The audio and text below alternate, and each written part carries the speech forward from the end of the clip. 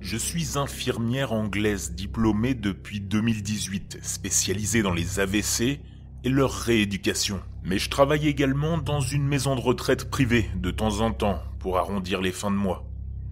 Il y a environ 6 mois, une nouvelle résidente a emménagé dans le centre, appelons-la Jenny. Elle devait recevoir des soins palliatifs pour son cancer de l'intestin en phase terminale. Pendant son séjour chez nous, Jenny a découvert que son cancer de l'intestin s'était non seulement propagé au foie et aux poumons, mais qu'elle avait également des métastases au cerveau, et qu'il ne lui restait que quelques mois à vivre. Après environ 2 mois chez nous, elle a commencé à paniquer lorsque nous l'aidions à regagner sa chambre le soir et à l'installer pour la nuit. Elle avait l'habitude de nous crier « Faites attention aux enfants !» ou « Ne tombez pas dans la rivière !» Lorsqu'on lui a demandé de quoi elle parlait, elle nous a expliqué qu'elle voyait une rivière couler dans sa chambre avec beaucoup d'enfants qui jouaient dedans. Elle n'avait pas nécessairement peur des enfants, mais elle ne voulait pas que nous leur tombions dessus et que nous leur fassions du mal. Les médecins et les infirmières pensaient tous qu'elle avait des hallucinations à cause des métastases cérébrales et de la quantité de médicaments opioïdes qu'elle prenait. Pour la rassurer, nous veillions tous à ne pas nous tenir là où elle pointait du doigt, pour ne pas marcher sur les enfants qu'elle voyait. Il y a quelques mois, Jenny est décédée paisiblement, et je n'ai plus repensé aux enfants, ni à la rivière depuis. Mais il y a 2 semaines, une nouvelle résidente a emménagé dans l'ancienne chambre de Jenny. Nous l'appellerons Sarah. Je tiens à préciser que Sarah n'était pas encore hospitalisée lorsque Jenny était là, qu'elles ne se sont jamais rencontrées, et que personne n'a jamais parlé de Jenny à Sarah. La première semaine de Sarah chez nous s'est écoulée, et elle s'est bien installée, jusqu'à ce que, l'autre soir, nous essayions de la ramener dans sa chambre pour la nuit, et qu'elle refuse. Elle a dit qu'elle ne retournerait jamais dans cette chambre parce qu'elle ne pouvait pas dormir à cause du bruit, et qu'elle n'aimait pas la façon dont il se rapprochait. Nous lui avons demandé ce qu'elle voulait dire parce que le centre était très calme la nuit. Elle a seulement répondu « Jenny ».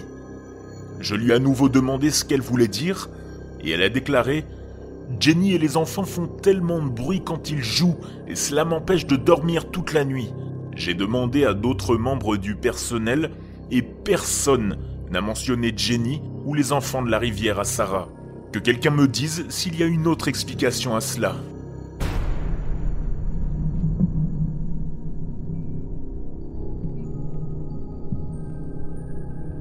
À 19 ans, j'ai travaillé dans une pizzeria locale appelée Siro.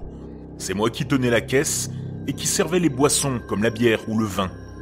Après la fermeture, 2 personnes se trouvaient à l'arrière pour nettoyer et fermer, tandis que j'étais à l'avant pour nettoyer le hall d'entrée. J'étais en train de balayer les sols et je me suis simplement tourné vers la caisse où se trouvait un espace ouvert derrière un comptoir qui menait à la cuisine du restaurant.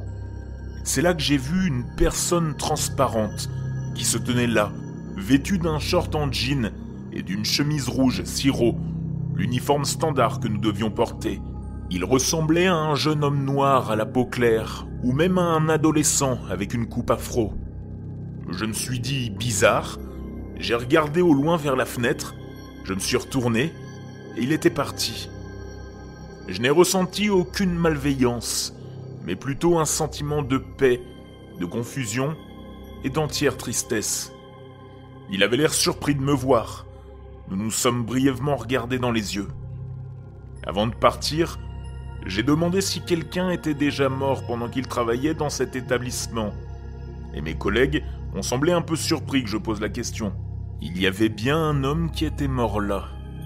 Un jeune nommé André. Une dizaine d'années plus tard, alors que je discutais avec l'une de mes meilleures amies, elle a commencé à me parler d'histoires de fantômes. C'est là que j'ai conté la mienne. Son visage a pâli lorsque j'ai terminé l'histoire. Et elle m'a dit qu'elle le connaissait, car elle et lui étaient proches au lycée. Il est même souvent dans les rêves d'une de ses amies proches. Elle savait qu'à l'époque, il travaillait au Siro, au moment de sa mort. J'ai alors réalisé que j'en avais déjà entendu parler aussi au lycée, par l'intermédiaire d'amis communs. Sa mort avait été mystérieuse, mais on a conclu qu'il s'agissait d'un accident. Ses amis les plus proches ont même émis l'hypothèse qu'il avait été assassiné. Même la fille avec qui j'ai parlé, 10 ans plus tard, m'a dit qu'elle avait toujours pensé qu'il avait été tué, mais que la police n'avait pas pris l'affaire au sérieux. Il était mort après avoir joué au jeu du foulard dans un parc, attaché à un arbre. C'était un jogger qui l'avait trouvé au matin. Depuis, je ne l'ai plus jamais revu.